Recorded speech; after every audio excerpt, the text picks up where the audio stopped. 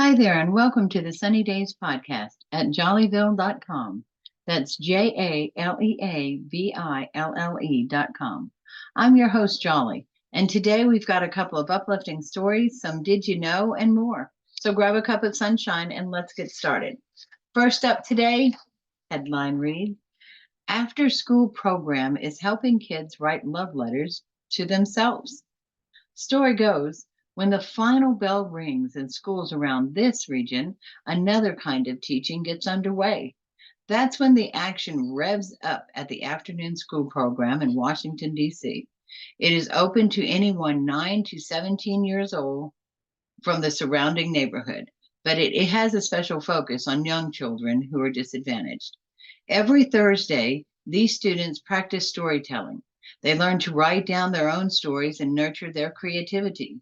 They are guided by professional storyteller Antioy, as she is known. Born and raised in Liberia, Antioy has been in DC for decades and has made it her home. She runs workshops across the area. She says that she has taught thousands of students. I do everything. I do the food, I do the culture, the music, the drums, everything. And I've been doing that since Jesus was a baby, she laughs.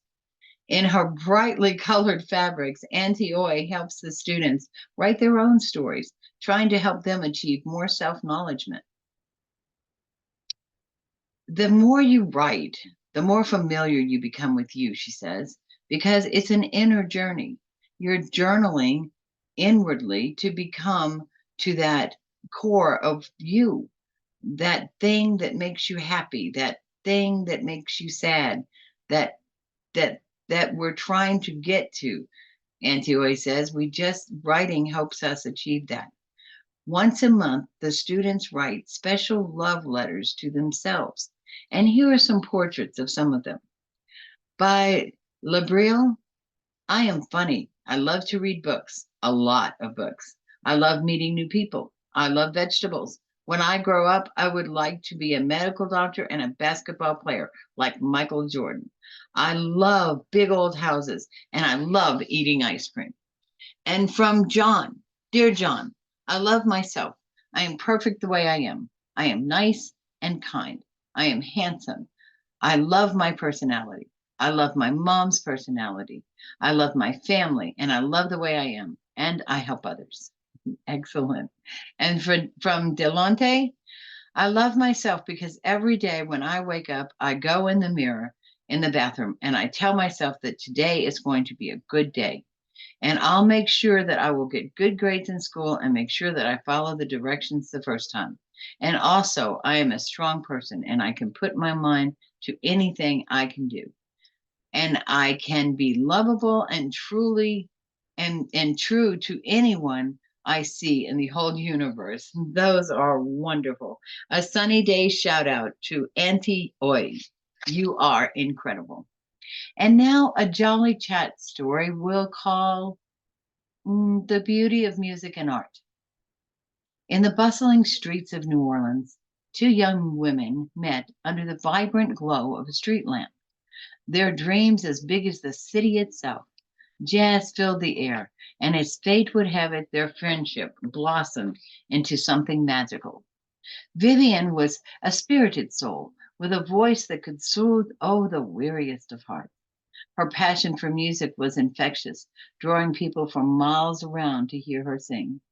On the other hand, there was Lila, a gifted artist who saw the world in colors and shapes that only she could capture on canvas. Together, they were a force to be reckoned with.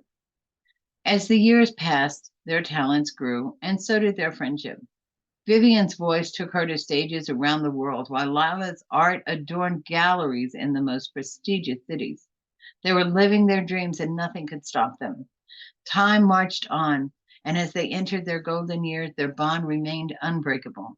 Vivian's voice had aged like fine wine, rich and full of stories, captivating audiences young and old.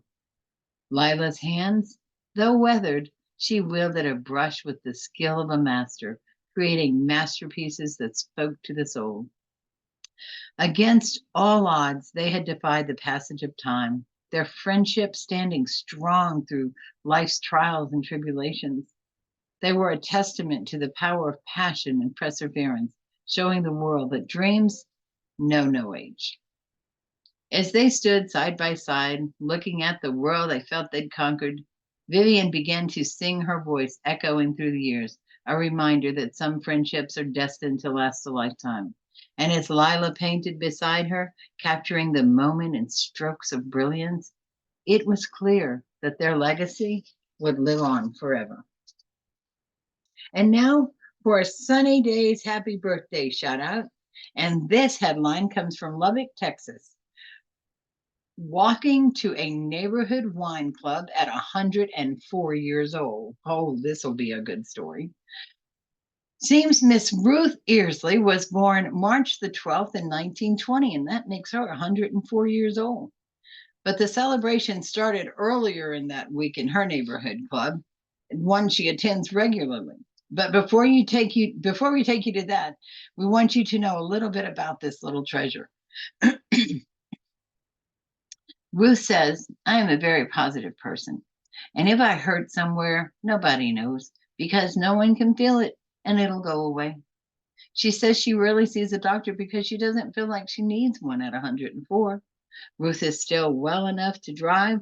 Her license is good for another year, but she says she likes to limit her driving to the things that are close by, like the drugstore and the grocery store and the Dollar General, and of course, the beauty shop. She has grown up in the beauty business, working in fashion for most of her life. She was a longtime buyer for Maxine dress shop in the city of Lubbock.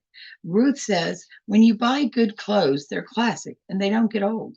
You could say Ruth is as timeless as the clothes she wears. She dresses up every day, even if she has no reason to go out. Every other Wednesday, she grabs George, her cane, and hurries outside. As she was crossing the street, so were a lot of women from the neighborhood, and they were all headed to the same house in the center of the block. Ruth says, we call ourselves the Wino Club. The neighborhood women gather up every other Wednesday to enjoy wine and fellowship. One friend says she can't believe Ruth still rakes the leaves in her yard and hauls them to the trash can. Another friend says Ruth will leave a magazine on someone's doorstep if she thinks a neighbor would enjoy reading it. So, how does Ruth stay so active? What's her secret to reaching a healthy 104 years old? She says, I think having friends, because people that don't have friends can be lonely, and I'm not lonely. You go, Miss Ruth. Studies do show that close friendships can help you live longer, and laughter is good medicine, a winning combination for an every other Wednesday wine club where you toast to friendship. A very sunny, happy birthday to you, Miss Ruth, and many more. And now, some did you know fun facts. Did you know that 10% of the world is left handed and that men are more likely to be left handed than women? Interesting. How about the average bear? Did you know the average bear will have 42 teeth? Each adult bear will have 4 prominent and curved canine teeth, 12 incisors, 16 premolars, and 10 molars. And by the way, the claws on the bear's feet are relatively just short, a little shorter than their teeth. Did you know birds require gravity to swallow? Birds cannot even chew their food, and instead they swallow their prey. The esophagus of the bird is wide enough to swallow larger meals. They depend on gravity to push their food down the esophagus and then later to be propelled into their stomachs. Wow. And how about the Hawaiian alphabet? It contains only 13 letters. The Hawaiian alphabet contains a total of 5 sounds. They are both, I'm 5 vowels. They are both long and short. It also contains a total of 8 consonants. Hawaiian's alphabet represents all the basic sounds they need in their language. And the blood of lobsters, did you know it was colorless? However, when the blood is exposed to oxygen, it becomes a blue color. This is mainly due to the copper that is found present in the blue hemocyanin molecule in their blood. Now, that's some cool scientific, did you know, facts. The only common letter used in the English alphabet is the letter E. The second most common letters are Tainno. And the least used letter in the English alphabet is the letter Q. Gosh, remember that from Days at Scrabble, eh? And last but not least, how about this? Around 8% of the world population has an extra rib. This is known as the cervical rib, and it comes from the seventh cervical vertebrae. This is considered a congenital abnormality that is located above the normal first rib. Wow. And there is a 1 in 500 chance that a person will be born with this condition. Wow. And now for some entertainment news. And in the movie world, let's check out what's been released. In February, Madam Web was released, the first Marvel film and the first superhero film of the year. Madam Web is based on the Spiderweb comics character of the same name. Cassandra, Cassie Webb, played by Dakota Johnson, is an EMS worker who suddenly becomes clairvoyant, among other superpowers, which draws her to three other Spider Women, played by Sydney Sweeney, Celeste O'Connor, and Isabel Merced. That's going to be fun.